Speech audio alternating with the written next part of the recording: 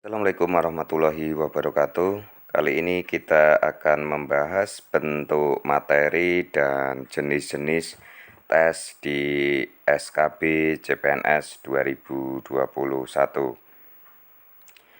Pelaksanaan tes SKD masih berlangsung di beberapa instansi.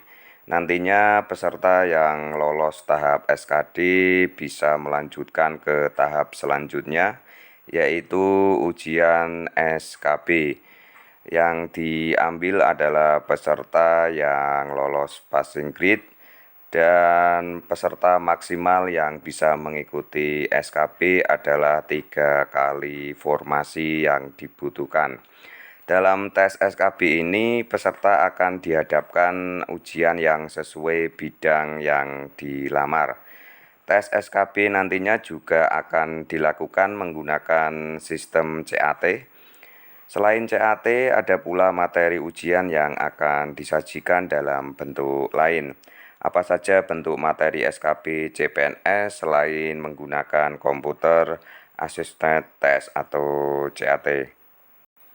Sesuai Permenpan RB nomor 27 tahun 2021 pasal 43, selain materi SKB dengan sistem CAT yang diselenggarakan oleh BKN, materi SKB dapat berupa psikotes, tes potensi akademik, tes kemampuan bahasa asing, tes kesehatan jiwa, tes kesegaran jasmani atau tes kesemapatan, tes praktek kerja, uji penambahan nilai dari sertifikat kompetensi, wawancara dan atau tes lain sesuai persyaratan jabatan.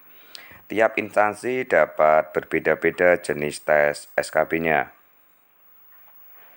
Selain seleksi kompetensi bidang dengan menggunakan CAT BKN, instansi pusat dapat melaksanakan SKB tambahan paling sedikit satu jenis atau bentuk tes lain.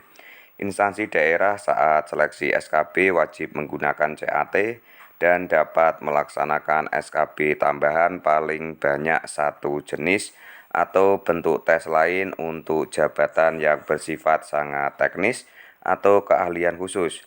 Tetapi jenis atau bentuk tes yang diujikan bukan merupakan tes wawancara. Seperti contoh, ini adalah jadwal seleksi calon pegawai negeri sipil Kementerian Hukum dan Hak Asasi Manusia Kemenkumham tahun anggaran 2021.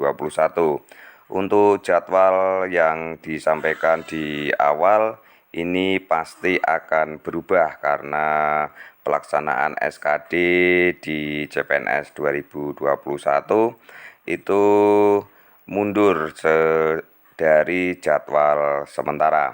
Oke, yang kita bahas di sini adalah jenis soal SKB-nya.